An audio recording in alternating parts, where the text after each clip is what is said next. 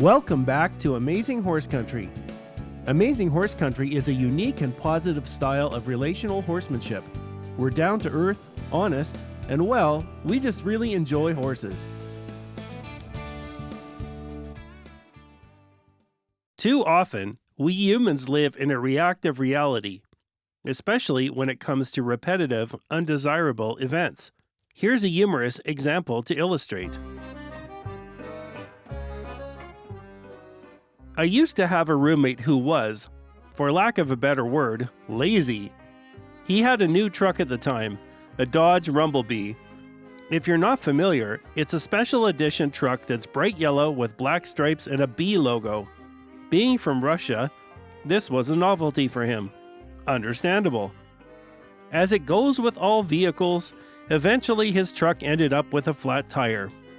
His solution was to fill it up with the air compressor. My air compressor, and leave the hose in a tangled mess on the garage floor. But that's another story. However, this was his only action: fill the tire whenever it was low or flat. That became almost every time he went to drive it. Every single day. Repeat, repeat, repeat. To my knowledge, he never got the tire fixed. But I got really good at coiling air compressor hoses while cursing. A proactive approach would have been to go to the tire shop, get the tire repaired, and move on.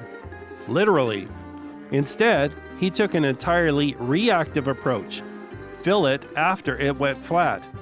This created extra work, was annoying in the winter, and caused delays and frustration every time he needed to go somewhere. It's a perfect example of proactive versus reactive. Too often, the same approach is taken with horses. I know this because I'm frequently asked questions like this. What do I do when my horse starts bucking? What do I do when my horse takes off on me on a trail ride? What should I do when my horse doesn't listen?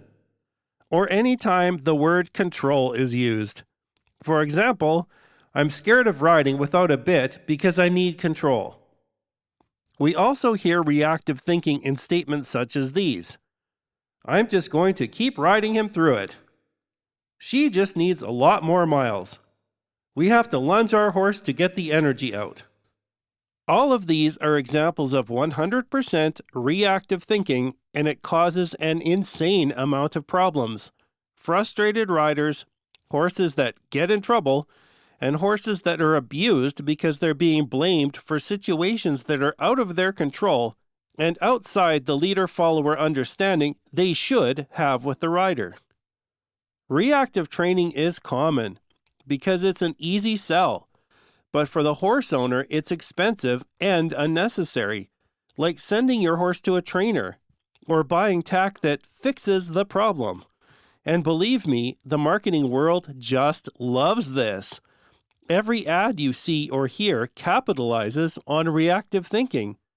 Try this on. Horse bucking? Solve that problem immediately with this newly designed bit. Your horse will soften and all your problems will be gone. Only $300 or 10 payments of $30. 20% off if you order in the next 15 minutes. Operators are standing by.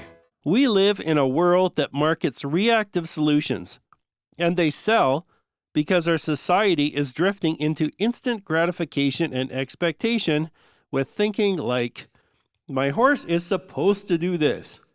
There's a belief that anything we own should work the way we want it to without exerting any effort on our part. While that might be true for a dirt bike under warranty, it isn't true for a thinking creature like a horse or a person. Can you think of some reactive actions that continue to be taught? Two of the most famous 100% reactive actions are, yes, you guessed it, the one rein stop, and lunging to burn off energy or get my horse's focus back.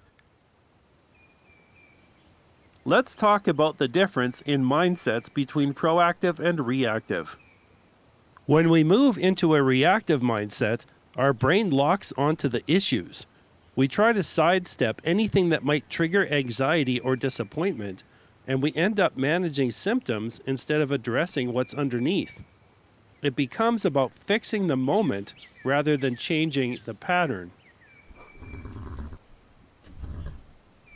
Proactive thinkers view those events as challenges to be embraced, opportunities for both ourselves and our horses to learn and grow, leaving problems behind us in the dust.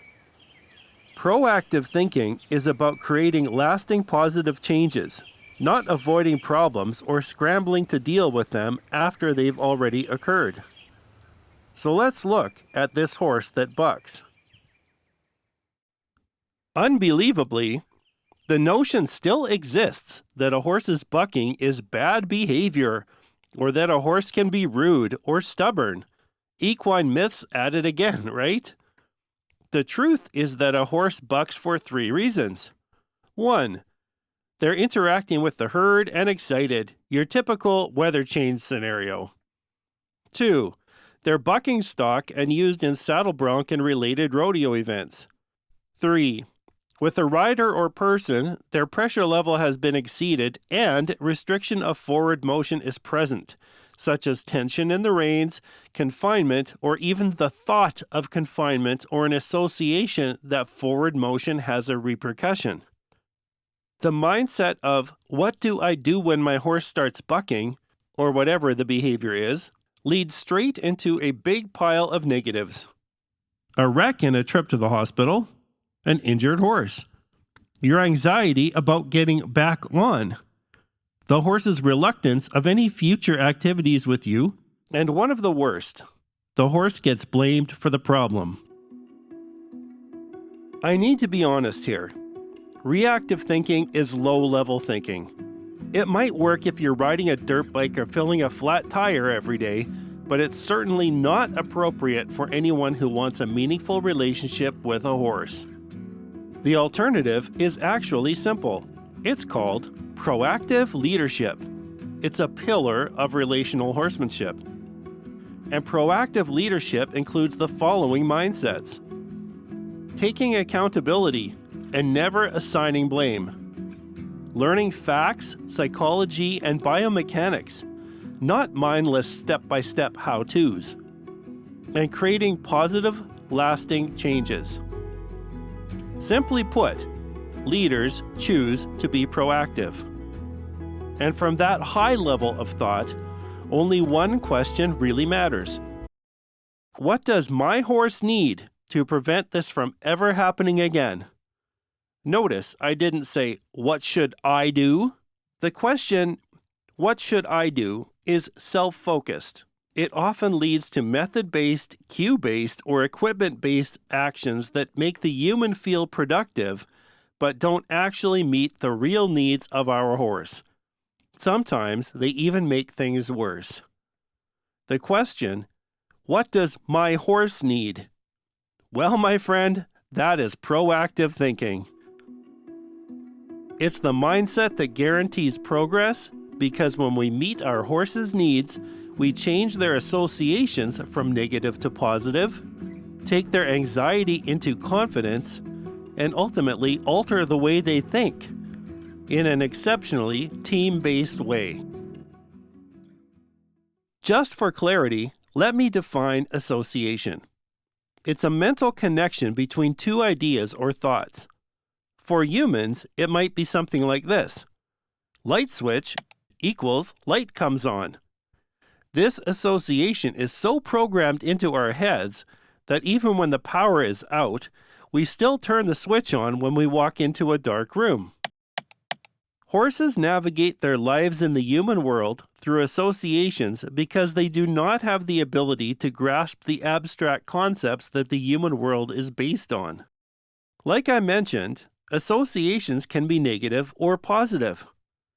As an example, a couple of negative associations a horse could have are: saddle equals this is going to hurt, or rein equals I need to tighten up because my face is going to get pulled on. Proactive leaders work to eliminate negative associations by replacing them with positives, answer their horse's questions, provide clarity in their focus, energy, balance, and aids, and create an environment where the horse feels proud of what they're doing with us, not for us.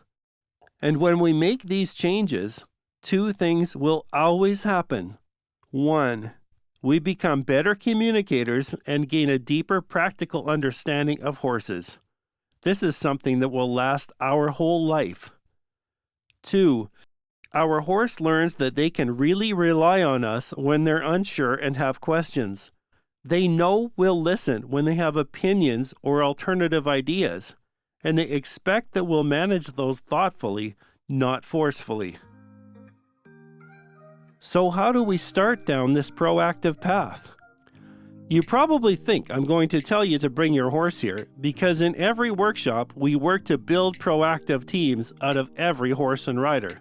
But I'm not. The beginning of this path is not complicated, but it does require a big shift in thinking. It also requires letting go of some paradigms that might be deeply rooted, and sometimes an acceptance that the things we thought were true are actually myths.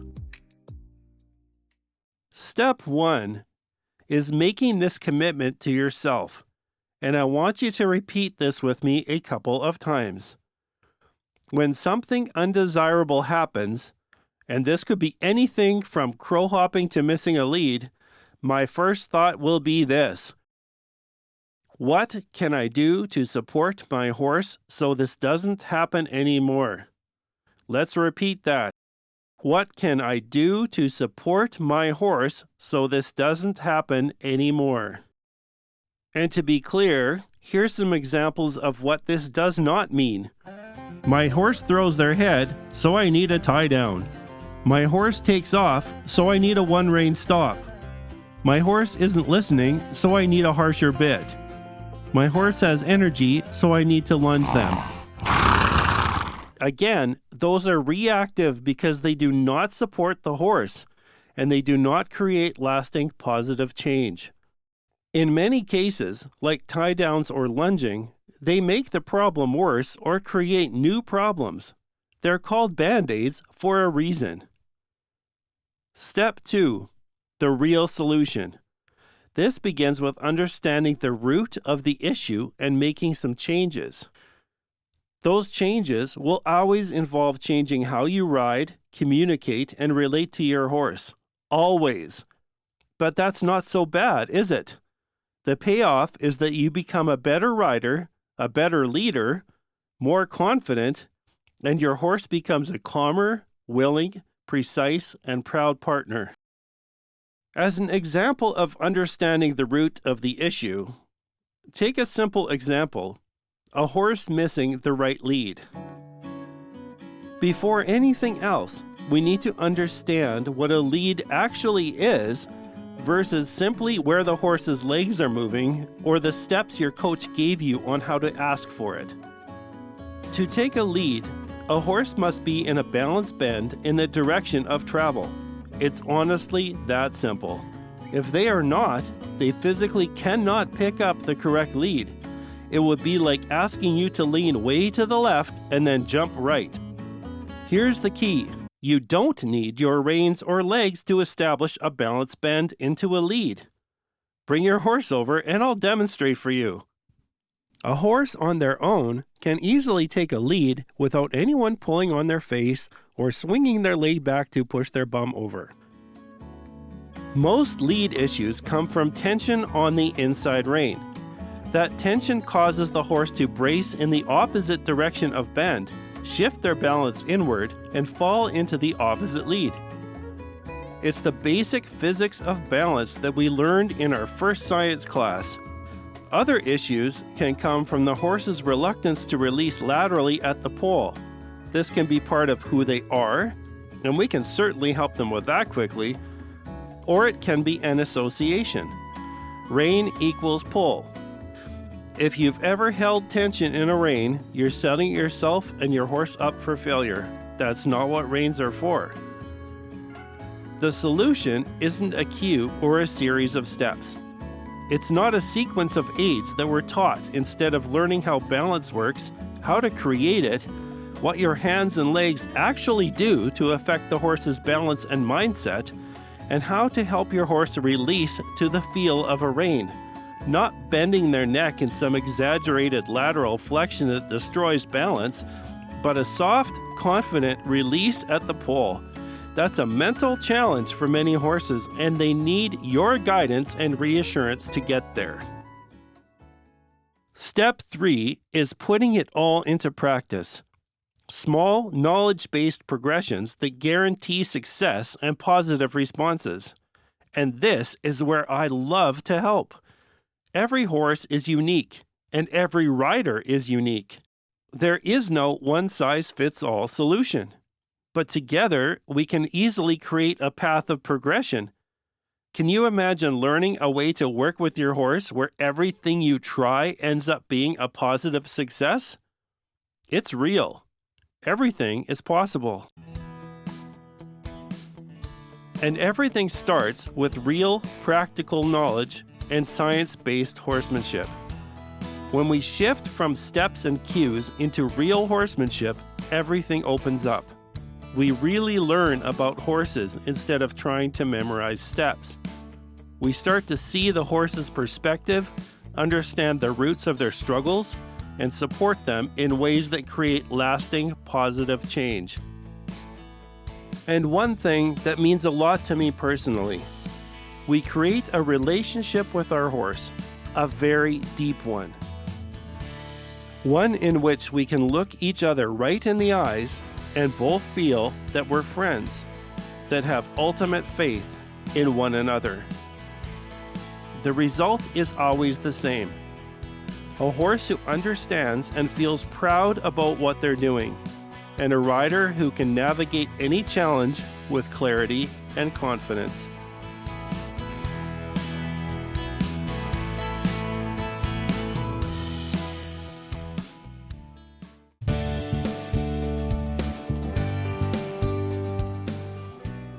We'd love to entertain your questions and topic ideas too.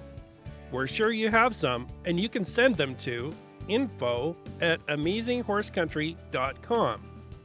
Of course, I can't wait to meet you and your horse in person in a clinic.